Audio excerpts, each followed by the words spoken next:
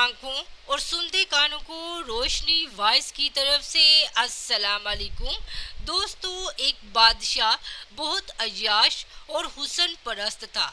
उसका हरम खूबसूरत लड़कियों से भरा रहता था।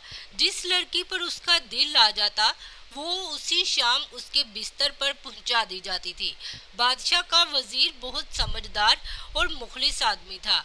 हर काम में बादशाह उसकी राय को अहमियत देता और हर मुहिम में उसको अपने साथ शरीक रखता। एक दिन महल में दावत आम चल रही थी।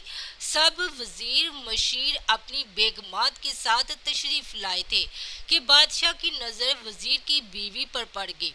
इतनी हसीन औरत तो उसके हरम में भी नहीं थी जितनी हसीन उसके वजीर की बीवी थी।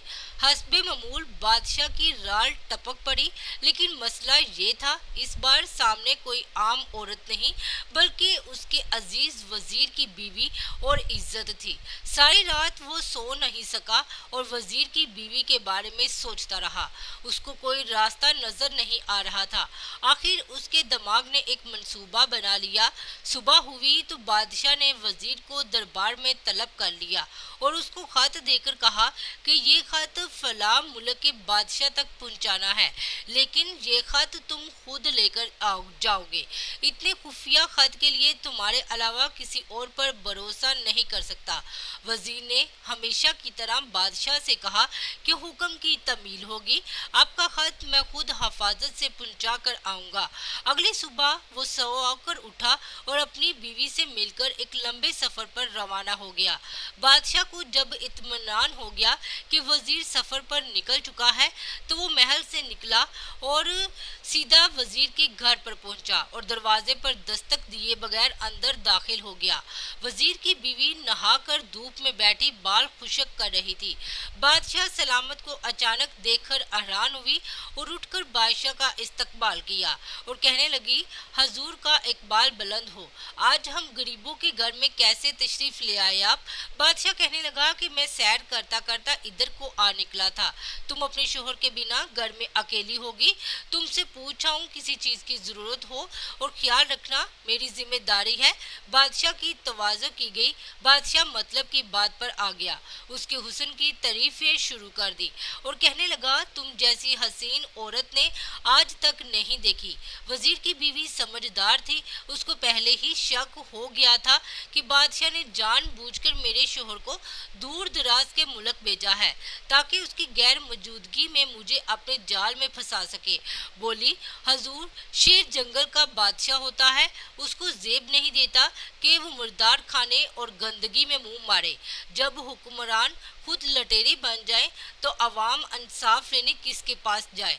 छोटे बर्तन में मुंह मारना बादशाह सलामत की शान के खिलाफ है। वजीर की बीवी के मुंह से ऐसी दानिशमंदाना बातें सुनकर बादशाह को अपनी हरकत पर शदीद अफसोस हुआ और वो उठा और बाहर निकल गया। दूसरी तरफ वजीर थोड़ा आगे गया तो उसको याद आया कि बादशाह का खत तो वो घर के नीचे ही भूल आया है। उसने घोड़ा वापस मोड़ा और खत लेने घर रवाना हो गया। वो घर के करीब आया तो उसने अजीब मंजर देखा। बादशाह उसके घर से निकल रहा था। वो फौरन समझ गया कि बादशाह ने उसके साथ क्या खेल खेला है।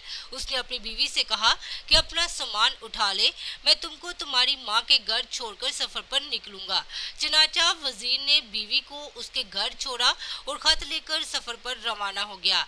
एक महीने बाद वजीर का खत का जवाब लेकर वापस आ गया और मामूल के मुताबिक दरबार में अपने फराइज अंजाम देने लगा। महीने गुजर गए लेकिन वो अपनी बीवी को लेने ससुराल ना गया। उसकी नजर में उसकी बीवी गुनाहगार थी जिसने बादशाह के साथ बुराई की थी। दूसरी तरफ बादशाह के इल्म में ये बात आ गई थी कि वजीर ने अपनी बीवी से अलहदगी रखी हुई है। एक दिन बादशाह ने वजीर को तलब किया और पूछा कि मालूम होता है तुमने बहुत अरसे से अपनी बीवी बीवी से कोई राब्ता नहीं रखा। वजीर ने कहा, बादशाह सलामत, जब बर्तन जूठा हो जाए और कोई दूसरा आपकी गैर मौजूदगी में उसको इस्तेमाल कर ले तो इस बर्तन में खाना अच्छा नहीं लगता।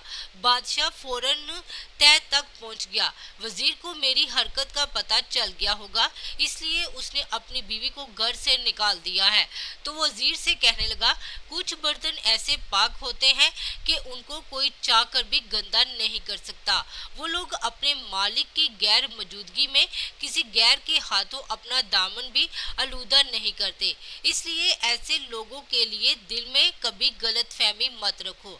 अक्लमंद वजीर इशारा समझ गया। उसने कोशिश जरूर की, लेकिन मेरी बीवी ने अपना दामन आलूदा नहीं होने दिया। वो उसी दिन ससुराल गया और अपनी बीवी को घर ले आया।